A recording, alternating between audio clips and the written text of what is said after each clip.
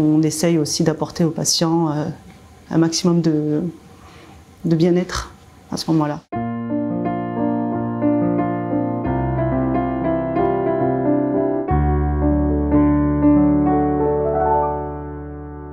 Je m'appelle Néza Pilière, je suis infirmière de bloc opératoire diplômée depuis 2012 et donc je travaille actuellement au bloc neurochir au CHU de Montpellier.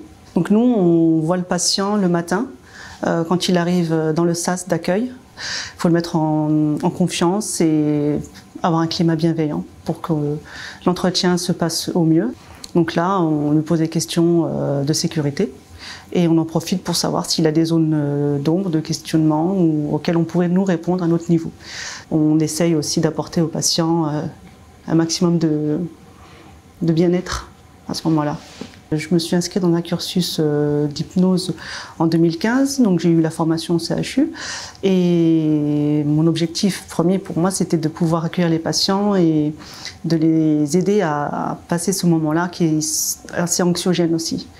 Donc créer un climat favorable et puis l'aider ou l'accompagner dans un endroit qu'on appelle la safe place, qui lui permet de décrocher complètement avec ce qui se passe à ce moment-là et pouvoir lui permettre de s'échapper et vivre les choses complètement détachées en fait, de rester bien, de pouvoir répondre aux questions simples et tout en étant à ses côtés et lui disant voilà, de pouvoir respirer lentement et se retrouver dans un endroit qui lui appartient, qui lui est cher, avec des personnes qui lui apportent du bien-être aussi, ou bien seul, et avoir un vocabulaire aussi qui soit le plus bienveillant possible. Donc à partir du moment où on commence à avoir cette dynamique auprès du patient, et ben, ça prend auprès de tous, aussi bien les aides-soignants que les infirmiers ou l'anesthésiste, et de façon naturelle ça se pose et ça permet d'avoir un climat vraiment plus serein pour le patient. Ce sont des petites astuces ou des petites prises en charge qui permettent d'optimiser la prise en soin complète du patient, aussi bien par l'équipe paramédicale que médicale, présent ou absent. On a tous le même axe en fait, que tout se passe bien au mieux, que ça aille de l'intervention jusqu'à le prélèvement.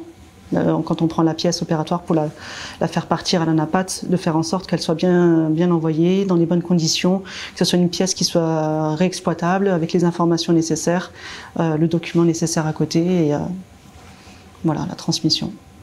Seul, on ne peut pas grand-chose.